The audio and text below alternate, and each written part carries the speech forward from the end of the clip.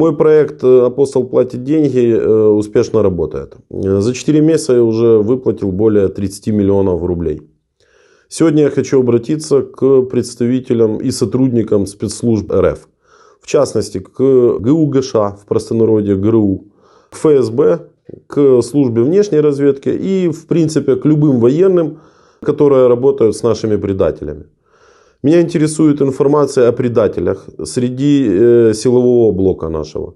Очень интересные люди из СБУ, ГУР, службы внешней разведки, полиции. В принципе, о любых людях в погонах, которые предали нашу страну и сливают вам информацию. За подобного рода людей я заплачу от $500 000 рублей. Плачу на карты банков РФ или в криптовалюте. Сумма может быть очень большая, в зависимости от уровня человека, которого вы дадите. Также обращаюсь к отставникам силового блока РФ. Если вы уже находитесь на пенсии, я могу очень сильно поправить вам ваше благосостояние. В принципе, все по классике. WhatsApp, он в приоритете для общения. Telegram, куда можно написать.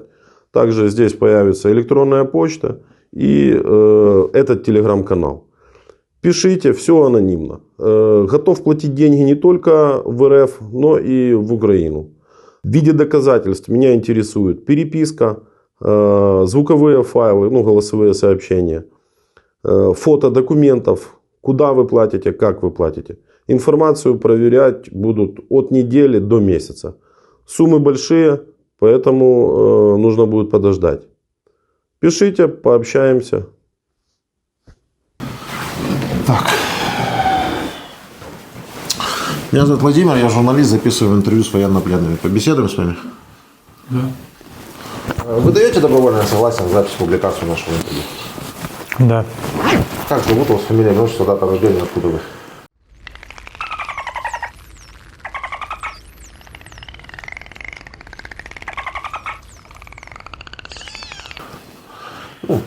Часть, звание, должность. 2-й батальон, 6-я рота, младший сержант, стрелок, часть 71-718. Кадровый военный?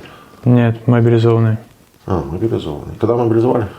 22 сентября 22 года. То есть вы провоевали больше года? Фактически где-то 3-4 месяца. Фактически 3-4. А до этого что происходило? Сначала 3 месяца провоевал с копейками, да. Потом получил ранение. Находился в госпитале на лечении, потом в части. А где получили ранение? При каких обстоятельствах? Это у нас позиции были между Работиным и Рябовым, возле асфальтированной дороги. Наш танк стрелял. Получается, чуть-чуть промахнулся, попал недалеко от наших позиций. Нас 2 ранило. Ваш танк вас ранил? Да, получилось так. Долго лежали с ранением? Чуть меньше месяца. Просто потом проходил лечение по месту службы. Вплоть до где-то до августа месяца. Потом проходил ВВК. И вот 13 октября нас зачитали боевое распоряжение на убытие. 14 убыли, 15 приехали. А 19 получил ранение, потом попал в плен. А второй раз при каких обстоятельствах? Вот нас привезли, это 15 числа. Мы сначала находились, нас поместили в подвал. Мы там ожидали 3 суток. Это где? Новопрокоповка, Запорожская область. Новопрокоповка. Вот, потом ночью пришли, сказали, пойдете занимать позиции. Пошли, накрыла артиллерия, получила, из группы 4 человека, один тяжелый, 2 раненых средней тяжести, один, получается, не раненый. По рации передали, чтобы мы шли обратно.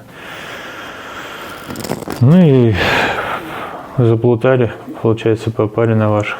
Угу. Вот так вот. Вышли на наших, они как, в засаде сидели, что было? Ну, это уже это светло стало. Сначала услышали разговор, поднял голову, чтобы посмотреть, кто там. Ну, дали очередь поверху. Вот, сказали выходить. Спрашивают, кто такие. Ну, и тогда я уже понял, что попал не к своим. Понятно. Это понятно.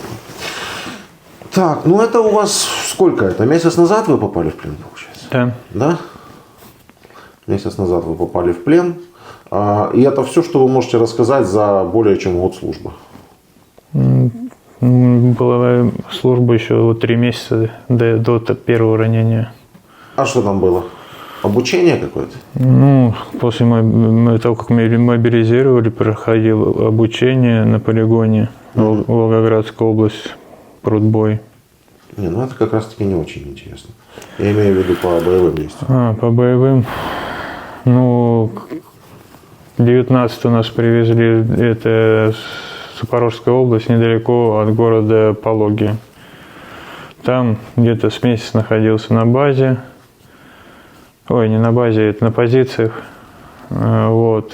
Потом нас сняли, сформировали отряд. Потом поставили задачу отряду, сказали, что вот будет ротация, и наш батальон будет перебазироваться на другое место. Вот как раз узнали, что вот будем находиться между Работиным и Вербовым.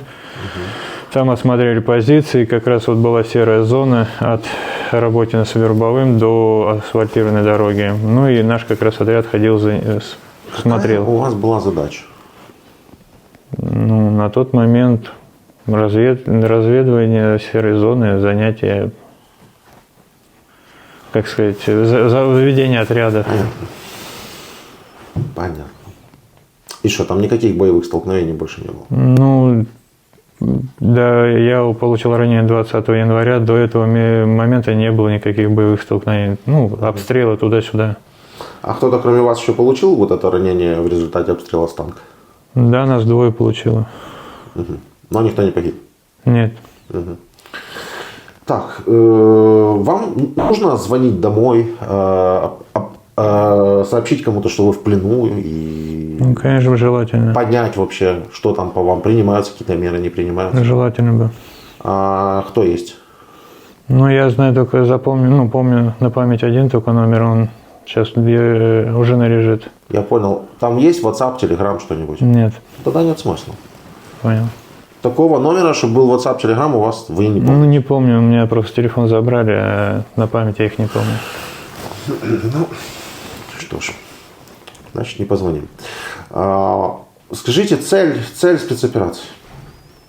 Ну, официально или как я считаю? Не, как вы считаете, я же с вами говорю. Ну, честно сказать, я ее не понимаю. Ну, как-то же вы ее понимаете, как-то вы ее себе объясняете. Ну, нам объясняют так, что типа защита русскоязычных, Так. это, как сказать, демилитаризация, денацификация. Как второе слово? Денафикация? Ну, это, забыл, как оно правильно произносится, это, да. Денацификация. Вот, да. Ну, это вам говорят, а я Да. спрашиваю, как вы думаете. Ну, честно сказать, не знаю. Как говорят, мы все знаем. Как вам, вот, как вы думаете. Ну, кто-то свои интересы решает, вот и все. А мы люди подневольные. Так, кто-то это кто? И зачем? То, что вы люди подневольные, это тоже не знаю. Тут Не нет могу знать. новых данных. Вы не задумывались над этим? Нет. Так, хорошо. Одна страна вторгается в другую страну. Зачем? Ну, разные моменты бывают. Когда-то забрать территорию, когда-то там остановить что-то, я не знаю. Разные цели бывают. А в данном случае? В данном случае Ну, если я говорю официально, то защита русскоязычных. Неофициально. Меня интересует, что происходит, по вашему мнению, как вы это видите. Потому что я, например, вижу это как захват территории. Вполне откровенно. Похоже, но я не знаю, может быть. Не, вы боитесь это сказать просто? Или вы... Почему нет? Я просто не считаю, что я вправе это решить, это как, не то, что решать, а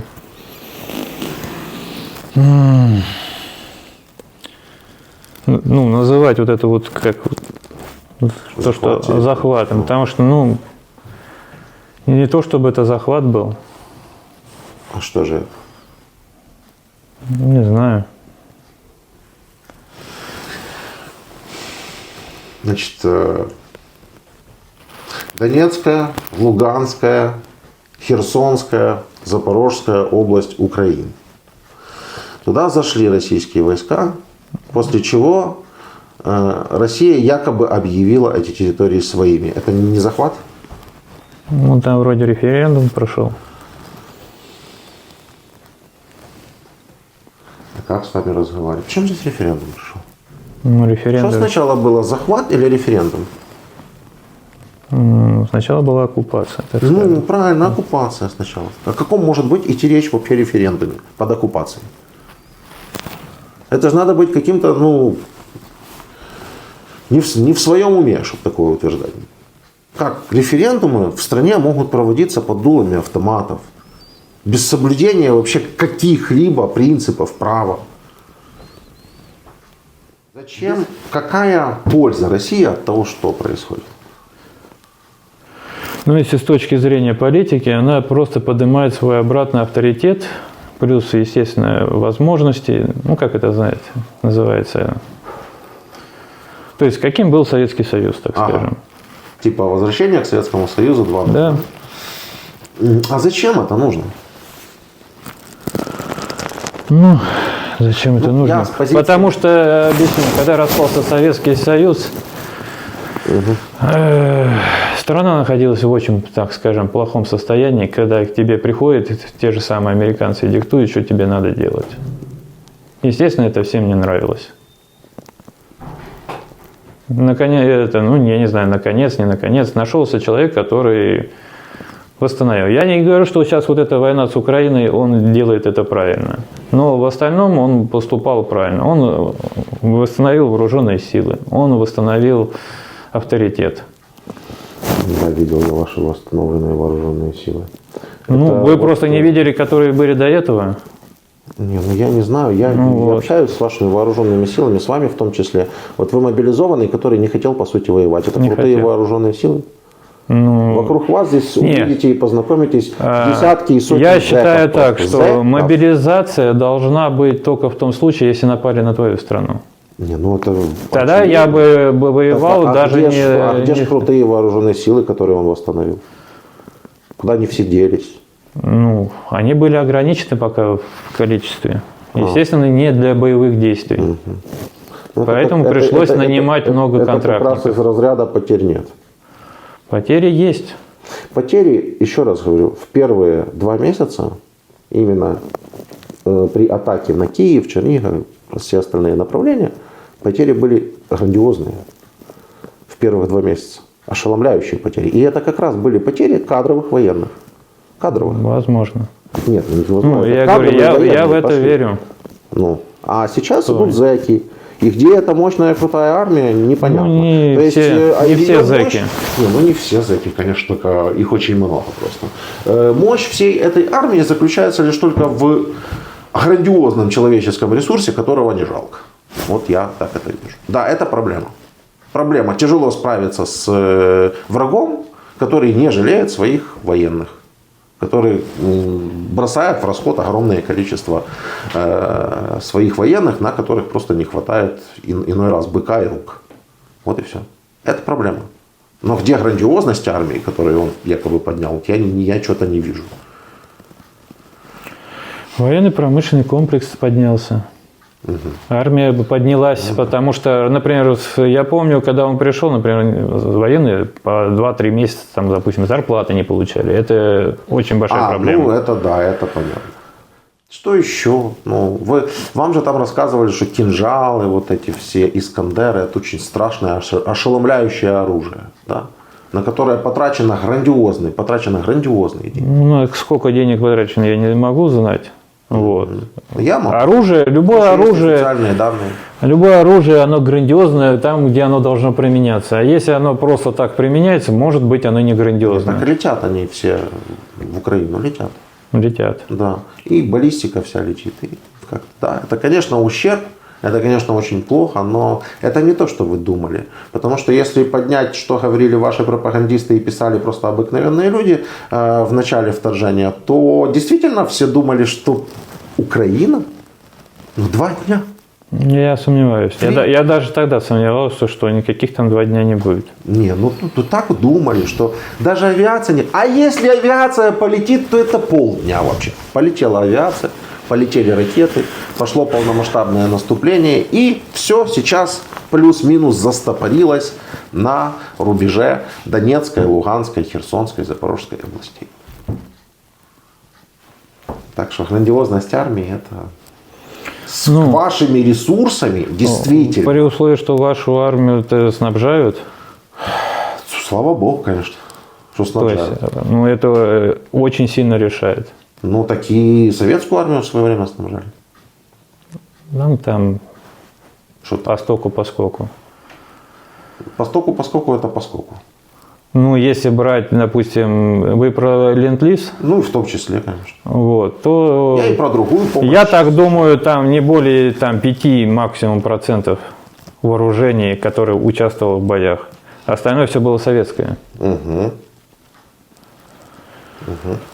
А сколько раз США вообще помогала России? В плане чего помогала? Экономическая помощь, гуманитарная помощь. Во Вторую мировую? Не, до. До Да. Второй мировой? Да, и до, и после. Никогда не Сколько раз вообще помогала. сложности? Никогда не помогала. Все было, так скажем, взаимовыгодно для них. Вернее, Да. для них более выгодно. Угу. Потому что все, что они поставляли, они себе либо что-то брали, либо за что-то поставлялось. Я, насколько знаю, Соединенные Штаты никогда ничего просто так никому не дают. Документальные факты. Вот видите? Вот это вот картинки, да? Документальные. А вот это вот, начиная с первого, с отсылкой на картинку. Вот прочитайте, только если можно вслух, чтобы это не было. Мы же все-таки записываем. Ленд-лиз был далеко не единственный. Это не надо, вот с первого пункта. Ленд-лиз отдельно. Айвазовский ИК, раздача продовольствия, 1892 год. Россия отхватила голод. Вот это вот картина. Видите? Это настоящая картина настоящего автора.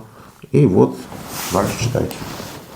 Был сформирован так называемый флот голода, 5 пароходов с пшеницей, кукурузной мукой, зерном, овощами, фруктами, медикаментами, одеждой. Корабли прибыли в Россию в марте-июне 1892 года. Качество спасенных жизней россиян подсчитывать невозможно, но при императоре голод пытались скрыть, а картина была категорически запрещена к показу в России. Давайте об этом поговорим. О первом пункте, а вот промежутке 1891-1892 год. Какая здесь польза американцам и от спасенных этих жизней, когда катастрофический голод был? А это где написано хоть? Что где? Что откуда эти статьи? Откуда статьи? Вот это я уже начинаю понимать, что я сейчас говорю с настоящим россиянином. Как только что-то будет невыгодно, сразу же это будет фейк. Ну вот откуда статьи, читайте. Там есть все отсылки на энциклопедии и на все остальное. Вот был город, голод, да.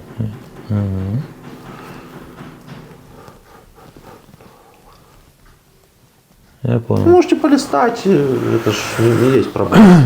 Так, при этом картина Айвазовского к показу была категорически. Раздача продовольствия, понятно. Но, опять же, тут же не рассказывается, что это было, как сказать, гуманитарное, то есть безвозмездное. И никогда, я говорю, американцы безвозмездно не помогали. Но дело в том, что нет никаких фактов, показывающих то, что это было за что-то. Ну и нету тех фактов, что показывать ни за что. Ну, зная американцев, они никогда просто так ничего не дают. Не, ну, плохие американцы спасли от Причем, голодной я не смерти. сказал, что они плохие. Они просто всегда ищут себе во всем выгоду. Еще раз. Неплохие и нехорошие американцы, которые ищут себе выгоду, спасли от смерти детей. От голодной смерти. Хорошо. И Спасибо. пытаясь искать, может быть, себе какую-то выгоду. Хотя это не показано никоим образом. Каким образом они пытались ее искать. Что тут плохого? Я не говорю, что это плохо. Дальше идем. Вот это вот. Документальная фото. 1922 год, да? Можете читать, потому что зритель не поймет, что мы с вами смотрим. 1922 год. Жители Самарской области стоят на коленях перед американцами, чтобы привезли продовольствие и спасли их от голода. Максим Горький в 1900 году написал Гуверу: «Ваша помощь войдет в историю как уникальная по своей важности достижения человеческой славы. Оно надолго останется в памяти миллионов жителей России, спасенных вами от смерти». Так. Советские дети, выжившие благодаря американской продукции, еще не знали, что Америка их главный. Их главный враг. Опять же, вот тут не пишется. Привезли, то есть вот на Опять же коленях не они вот пишет. стояли и привезли. Опять же не пишется. Что не пишется? Да, как Не пишется, какую пользу Америка получила от этого, от того, Да. что спасла от голода детей? Да. Не думаю, что это нужно писать, потому что, если вы хотите, я могу вам дать, загуглите и поймете, если она была, эта польза, то мне просто интересно, в чем она заключалась. Потому что я, насколько знаю, очень много вывозилось из Советского Союза золота, Да, это чтобы 1900 оплатить вот эти, тогда не Советский Союз, или уже Советский Союз был. 22-й год. Вот, вывозилось, чтобы оплатить вот эти зерно. Идем дальше. 4. 45-й, это понятно. Понятно. Полученных в США. Эти поставки производились в рамках того же самого ленд-лиза. Ну да. Ну и 90-е годы, это я тоже помню. 90-й год. Операция «Подай надежду» еще была, знаете, в 92-м. Помню, что-то было, да. Привозили типа гуманитарную помощь. То есть, смотрите, проклятая Америка, которая является врагом или же соперником Советского Союза, которая хочет постоянно напасть на Россию и ее развалить, зачем-то ей помогала в тот момент, когда ее было очень удобно развалить. В этот момент она очень удобно потрошила нефтяной бизнес и все остальные активы. Вот именно в этот момент. 90-91 годы. Могла бы просто уничтожить. А она просто так уже думала, Россия уничтожена. Ага. Ошиблась просто. Да, ошиблась. Они сами-то частенько говорят на камеру, что мы немножко ошиблись. Танки поставляли по ленд-лизу? Да. Там не только танки, там Что много чего. поставляли еще? Насколько я знаю, Студебекеры, эти машины, обычные грузовики, танки, потом, наверное, стрелковое какое-то вооружение поставлялось, артиллерия. Там большое количество. Там не только американцы, там же еще англичане поставляли. Так, верно. Так... Опять же, за это все платилось. И закончили платить чуть ли не в 2000-х годах, насколько я знаю. За что-то платилось, за что-то? За весь ленд-лиз было заплачено. Изначально это как бы типа в кредит давалось, но потом это все надо было оплатить. Естественно, это там на срок растягивалось. Все это было заплачено.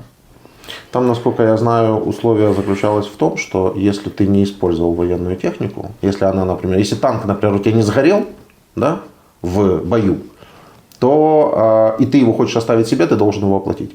А можешь отдать танк и не платить. Вот такие вот условия. Нет. У нас такие сейчас условия. Ну, возможно, я не знаю. Но опять же, вам очень много выдают сейчас кредитов и все тому подобное. Кредитов, это, ну, и помощи, конечно, это финансовые, и кредиты дают. Ну да. Вот. То есть это надо будет все возвращать. Вы за нас волнуетесь? Нет, я вообще говорю, что просто так, Нет, они вы не понимаете, помогают. Если уже так говорить прямо и понятно, то в принципе для того, чтобы не видеть у себя на земле и никоим образом вообще не соприкасаться с Россией, мы как бы готовы уже вообще пойти просто на все. Ну, просто на все. Потому что, ну, как можно общаться о чем-то с людьми, да, со страны которой в нас летят ракеты, танки, убиваются люди, несут смерть уже на протяжении 2 лет. И ты вот разговариваешь с человеком из России, а он тебе говорит, это вы на нас напали. Вот для того, чтобы этих вот существ вообще не видеть, никак с ними не соприкасаться, мы возьмем любые кредиты. Потому что это уже не люди в моем понимании. Ну и в нашем вообще понимании. Все не люди. Очень сложно отделить всех от не всех. Вот вы себя считаете хорошим человеком? Да. А что же вы сюда с оружием пришли? Ну, во-первых, я, как говорил, у меня не было выбора, это раз. А во-вторых... Ну так, а как нам понять тех немногих россиян, да, которые воспользовались возможностью выбора своего, или же просто выехали, или же не пошли, или же как-то поддержали Украину? Как? Если 2 года я вижу таких, как вы, и их родственников по телефону. Родственники по телефону рассказывают то, что им рассказывают по телевизору, то, что это мы на вас напали, и то, что вся наша земля, она на самом деле ваша. Я не считаю, что вы на нас напали. Кто такой, я понимаю, кто такое говорит? Но вы тот россиянин, с которым мне бы не хотелось бы никак пересекаться по другой причине. Вы просто пришли сюда с оружием. Это уже не важно, что у вас может быть. Я понял, что немножко да, для вас я враг. Но я... Враг и вся Россия, ну, все люди, все 99,9%, да, это люди, которые нас ненавидят. Я ненавижу вас. Но вы пришли к нам с оружием. Вы пришли к нам с оружием. Вы пришли убивать людей. Вы не пришли здесь побелить бордюры, посадить цветочки. Вы пришли убивать людей. Мне какая разница? Вот давайте объективно.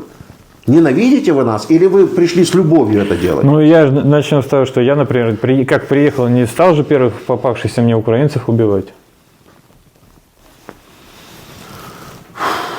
Я выполнял приказы, которые мне давали, а приказы, опять же, могут быть преступны, неприступны. Я вам говорю о том, почему мы не хотим с вами иметь ничего общего.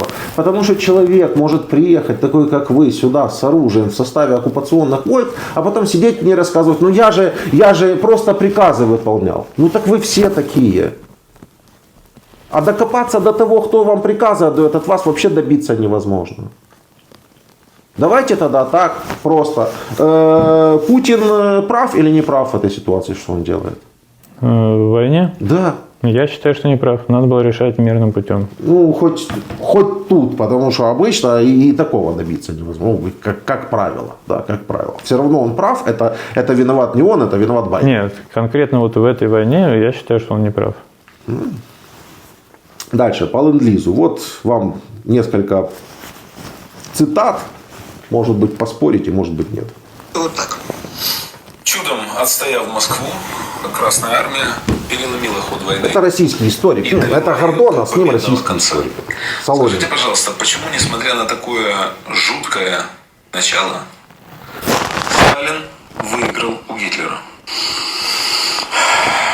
Победу над Гитлером одержала антигитлеровская коалиция в составе Британской империи, Соединенных Штатов Америки и Советского Союза, а также большого числа других стран, которые им помогали. Ну, в частности, Польша понесла большие потери, довольно много воевали поляки. Вот кто победил Гитлера. Вот понимаете, что такое Америка? В 30-е годы уже Америка по объемам промышленного производства превосходила все остальное человечество вместе взятое. Несмотря на ту самую депрессию. Под таким огромной глыбой Германия была раздавлена. Да, безусловно, если бы Советский Союз остался один на один с Германией, он был бы разгромлен. Вот так. Именно так и безоговорочно так. Хотя бы в нескольких чертах обозначен. Совокупный тоннаж, произведенный Германией подводных лодок, превосходит совокупный вес произведенных в Германии танков. То есть только подводная война пожрала у Германии ресурсов больше, чем танки на всех фронтах, не только на Восточном фронте. А кто вел эту подводную войну? Запад. Вы не согласны? В 1943-1944 годах 3/4 Не во всем. авиации было где? На Западе. Пытались защитить Германию от бомбардировок. На Германию. Во второй... Англию, наверное. Нет, я не оговорился. Немецкие истребители пытались спасти Германию от тотального уничтожения. Во второй половине 1944 года на Германию в месяц выбрасывалось 100 килотонн бомб. Что такое 100 килотонн бомб? Объясняю. Когда произошла Хиросима, и американские военные инженеры проехались по Хиросиме, был составлен отчет. Сколько надо было бы обычных конвенционных боеприпасов, чтобы превратить Хиросиму вот в это состояние. Посчитали с точностью там до килограмма. 2,5 килотонны обычных боеприпасов. То есть на Германию каждый месяц падало 50 Хиросим. Еще раз, каждый месяц 50 Хиросим. И же стерли с лица земли. Это, как вы думаете, сказалось на том, как шла война на Восточном фронте? Что было для немцев важнее летом 1943 года? Какая-то Курская дуга. Где этот Курск? Где этот Белгород? Ну, воюют там вооруженные мужики и воюют. В эти самые дни им стерли с лица земли Гамбург. Там сгорело 20 тысяч человек живьем. Там было уничтожено 200 тысяч единиц зданий. Я не знаю, как это может быть. 200 тысяч единиц. За 3 ночи англичане сожгли Гамбург дотла. И так далее, и так далее, и так далее. Союзники отобрали у Германии по меньшей мере половину ресурсов экономических, материальных, людских. Они превратили ее в развалины. Они взяли на себя всю морскую и большую часть войны в воздухе. Ну и кроме того, между прочим, все-таки, когда 1/3, когда 1/4 немецкой дивизии была на западной, от Норвегии до Северной Африки. Поэтому вклад союзников был огромный. Плюс ленд-лиз. Да, и мы еще ни слова не сказали про ленд-лиз. Мы не сказали про то, как идет в атаку танк Т-34, на котором написано «За Родину, за Сталина». Танк Т-34. Двигатель его отлит из американского алюминия. Он одет в броню, которая сделана на американских легирующих вольфрамом, лебдене и так далее. И, в этом танке есть башня. Она вращается. А почему она вращается? Потому что погон башни сделан на американском огромном карусельном станке. Своих не было. Она стреляет из 85-мм пушки, которая способна пробить броню немецкой «Пантеры». Откуда взялась пушка? Потому что не американцы прислали оборудование, способное расстрелить такой длинный ствол.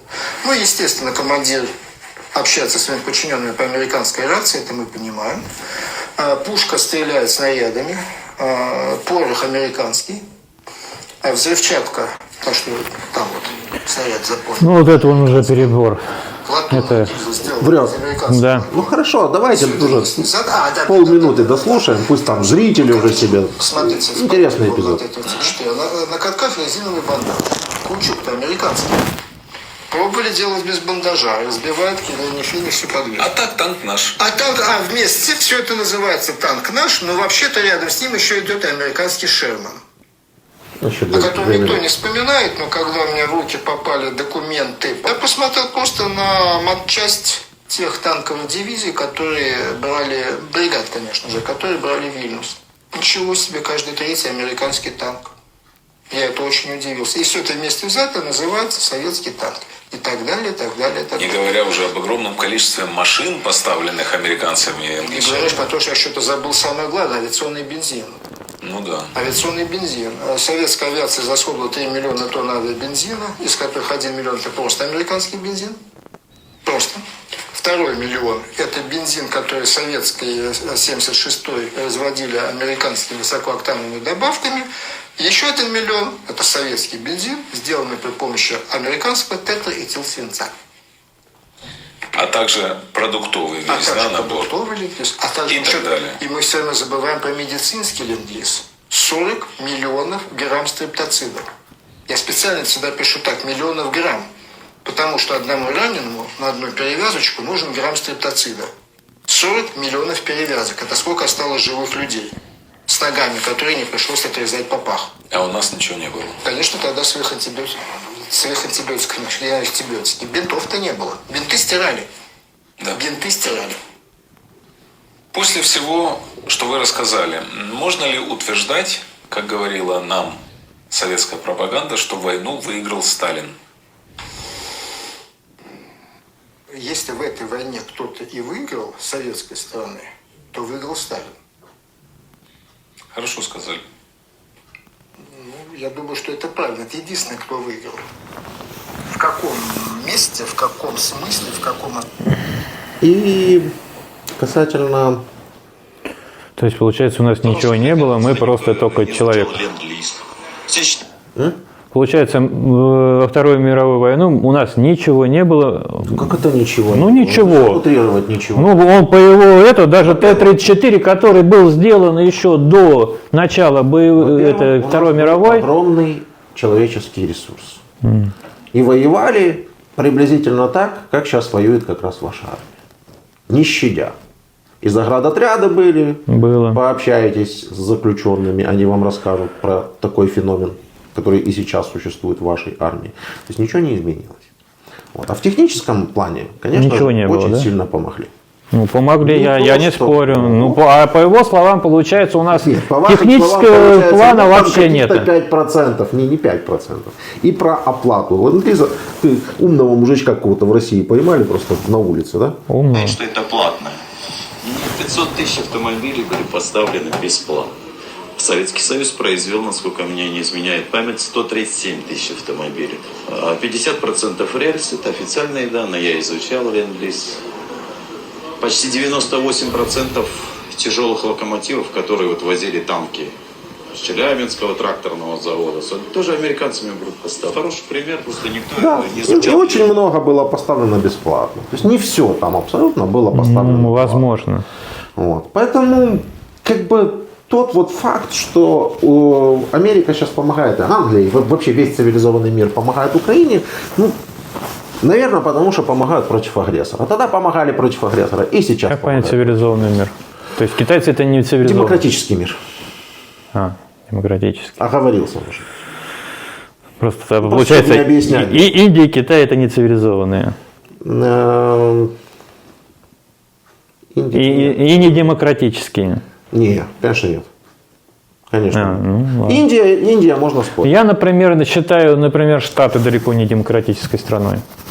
Ну, давайте мы хоть о демократии говорить не будем, да, потому что, сейчас перейдем на свободу слова, я вам покажу, чем это отличается, покажу, за что сейчас в России сажают людей, и то есть, зачем оно надо?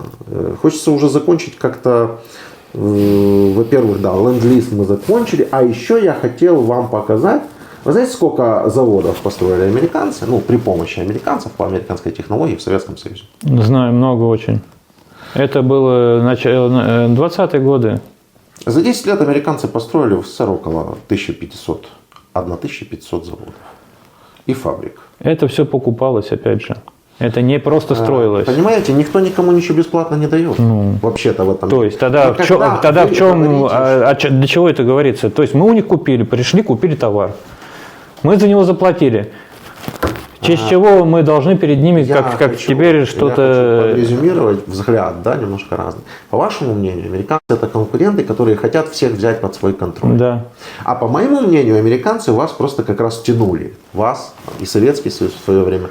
В тот когда это было им мир, выгодно, они тянули. Когда им было невыгодно, того, они пилили. Видите. И по поводу того, что им это было выгодно. Но если бы вы почитали эту статью, о том, сколько всего действительно было сделано, с помощью американцев, то вы бы, наверное, поняли, что тут вопрос не только в заработке. Просто американцам такое впечатление им не хотелось, чтобы Советский Союз отставал там на 150 лет в развитии. Они его подтянули по развитию с помощью постройки всех этих заводов, Это я знаю. химической промышленности. Я и без этой статьи знаю. Ну, Но это все, но мы с вами это все смотрим- покупалось. Да, но мы с вами смотрим по-разному. Я же объяснил. Вы смотрите на это как Америка хотела взять под контроль, на всем нажималась. Не, и на так тот далее, момент и так далее. Россия была развалена после революции. Ей не было смысла ее бояться, поэтому она последние Это важно, бабки с нее высасывала. Золото. Золото Ну, я же высасывалось. говорю, вот по вашему мнению, Америка все высасывала. Их хотела Конечно. взять под контроль. А по моему мнению, Америка наоборот тянула вас в нормальный мир. А в вы нормальные не условия. задавались вопросом, сколько Для с того, момента чтобы- революции до, ну, пускай даже до 41 года было вывезено золотом Америкой из Я России? Не задавался. Ну вот, Не задавался. поинтересуйтесь. Потому что они, наверное, не украли это золото, даже если оно было вывезено. Ну как, когда покупают по бросовым ценам, ну, Будьте дурачками, не продавайте по бросовым ценам. Еще чем помочь, не пойму. Не-не-не, я о другом. Мы остановились на вопросе, почему вот мы, да, сделаем все, даже с учетом вот этих всех, да, что мы посмотрели, там, ленд-лизов. Я даже не хочу объяснять, да, хотя я уже затронул этот вопрос, что ленд-лиз это не что-то, за что мы будем всю жизнь отдавать, и наши правнуки.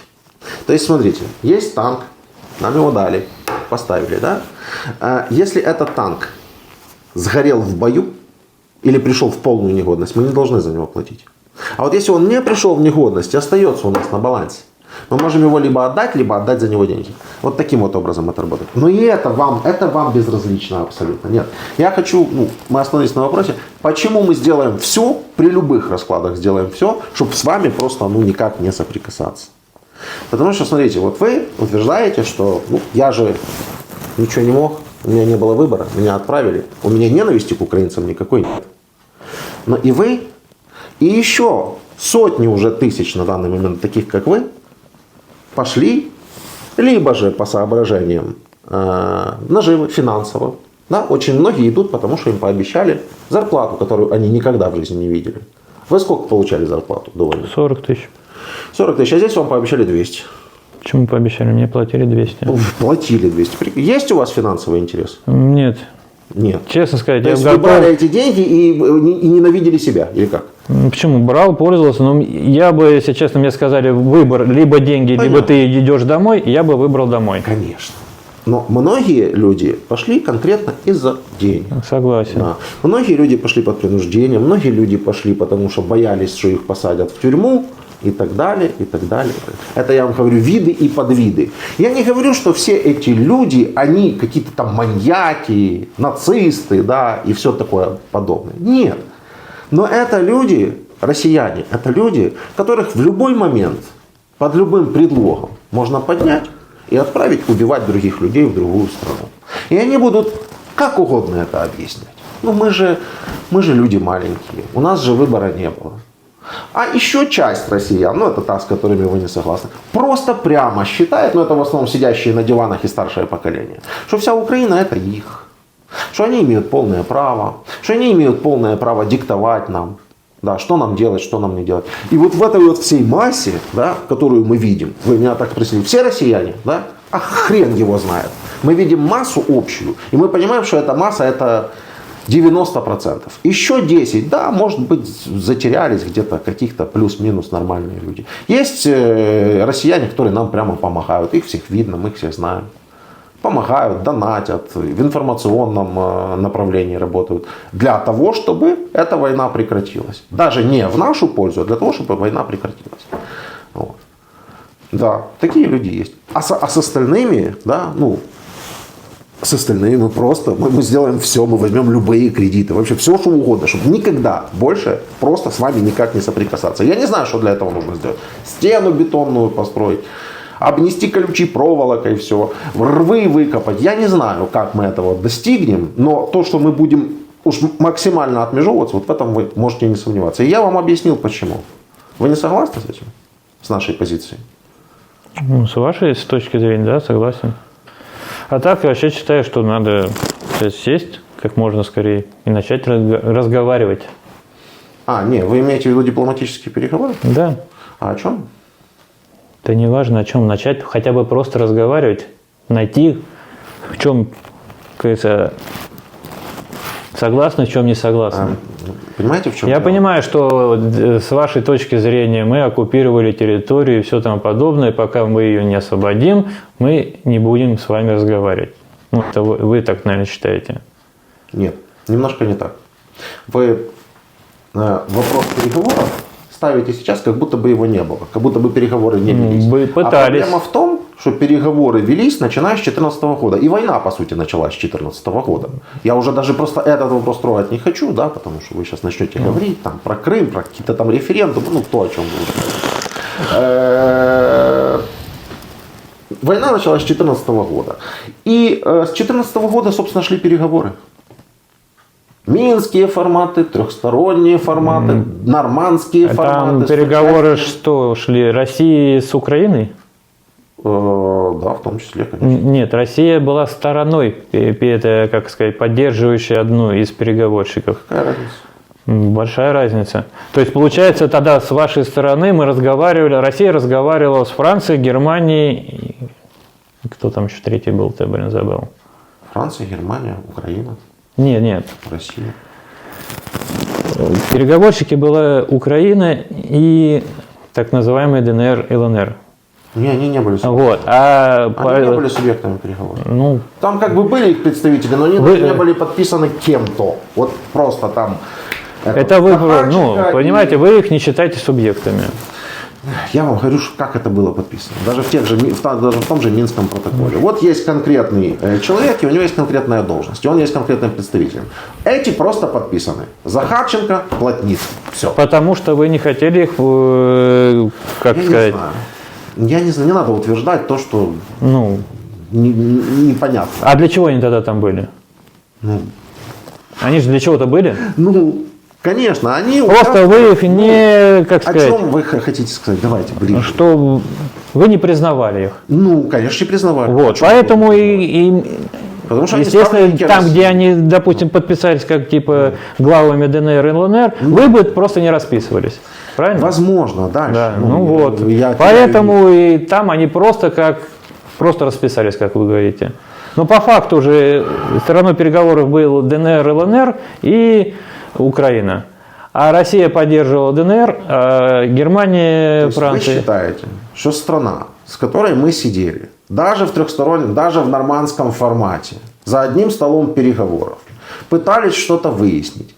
Страна, которая просто взяла и на нас напала в процессе этих переговоров, не смог, не получив возможности добиться того, чего они хотели путем переговоров, страна, которая на нас просто нападает, обстреливает нас ракетами и вторгается по всем направлениям, по прошествии 2 лет мы должны зачем-то сесть и начать с ними говорить. Как вы думаете, мы можем серьезно относиться к словам вообще этих людей?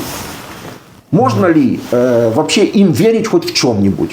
Ну, может, если вы не верите российской стороне. Конечно, не верим в Россию. Ну, хорошо. Пускай будет посредником, Так кому вы верите. Во. Так вот это вот все уже было. Франция, Германия, Россия как бы не сторона, но сторона, поддерживающая ЛНР, Посредник. ДНР, так называемых, посредник. И мы со своей стороны. И вот это уже все было.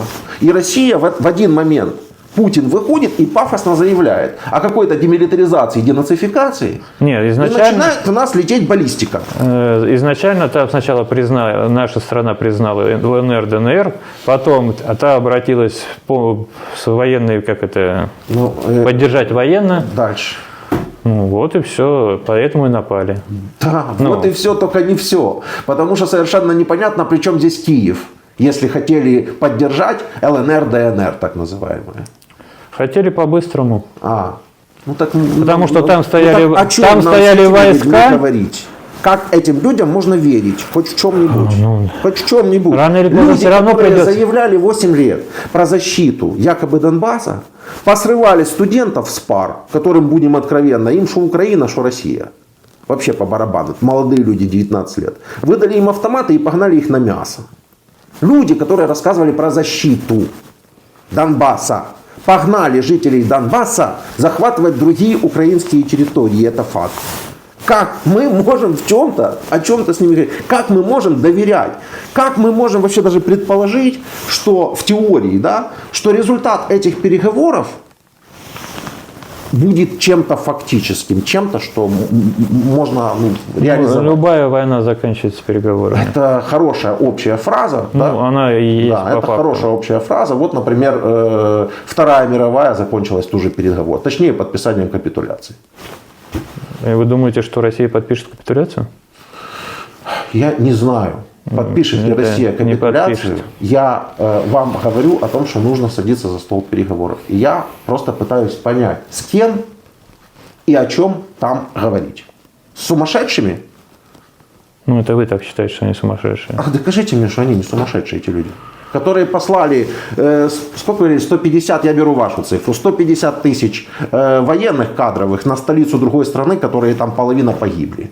И убили при этом столько же людей. Пусть даже в 2 раза больше. Это не сумасшедший человек, который заварил сейчас в центре Европы войну? Не сумасшедший? Нет. Нет? Ну, все многие, кто заваривали войну, они же не считали сумасшедшими. Да, а расскажите мне, кто у нас? Наполеон сумасшедший? В каком-то смысле, да, ну, это в каком-то. далековато история. Ну, недалековато, какая разница? Он всю Европу заварил войну. Но Гитлер тоже не сумасшедший. Ну, в определенном плане, когда... Проблема в том, что я не сильно хорошо знаю историю с Наполеоном, а вот история Гитлера очень похожа на историю Путина. И да, они оба сумасшедшие маньяки. У них даже обоснование вторжения одинаковое. Если бы не было у него чисто нацистских вот этих вот, то он где-то, как Гитлеру, как сказать, он для своей страны делал полезное. Если минусовать он то не так уж он сумасшедший. Что вы мне хотите сказать? Пусть бы и делал ваш Путин для своей страны. Нет, Ну что, ты против, чё? что ли? Я вообще вашей внутренней политикой никогда не интересовал. Это сейчас уже. Ну, я, например, нацистских действий в наших, как даже пускай я не поддерживаю эту войну, я не вижу в них нацистских каких-то действий. Я понял, а я вижу. Ну, Что дальше? мы расходимся Мы не расходимся. во взглядам. Да, во взглядах мы расходимся. Потому что я вижу, ну, я как бы чуть больше знаком с информацией, да? Ну, давайте честно. Вы как человек, который пошли сюда, который утверждает, даже толком не понимал, куда он пошел, да? Ну, вот я вот немножко сомнительно отношусь к вашим взглядам. Ставлю под глубокое сомнение их объективность. Потому что вы могли сюда не пойти. Мог.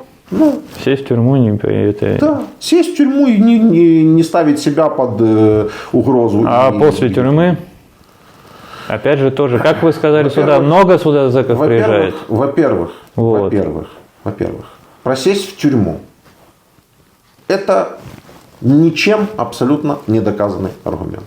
Почему не просто доказаны? вопрос, да. У нас много вон уже села, которые отказались ехать. Знаете, я что-то не вижу этих кейсов.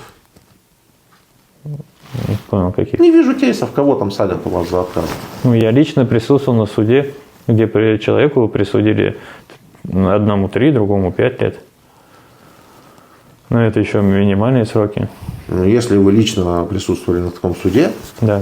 ну, наверное, я могу поверить. Так же, как я лично присутствовал в подвале, в котором ваши нацистские войска держали женщин и детей. И женщин и детей, То есть у вас нет... которые прямо там умирали. Смотрите, у вас, значит, получается, нет... Ладно, пускай вы сейчас не верите моим словам.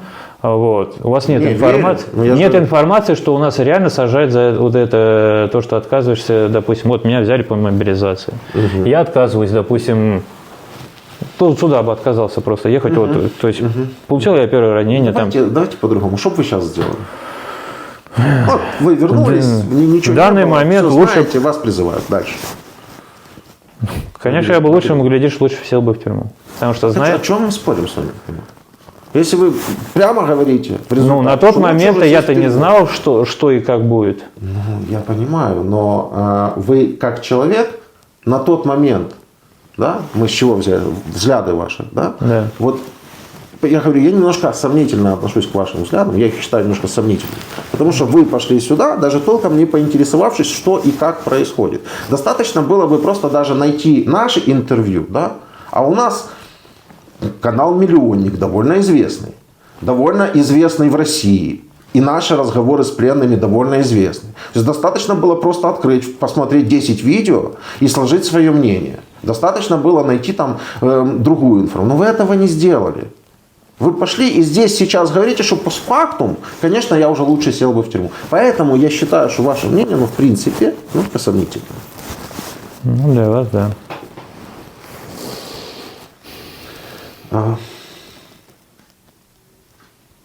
Я думаю, мы нормально побеседовали с вами, да? Наверное, да. Все. Идите. Микрофон. До свидания.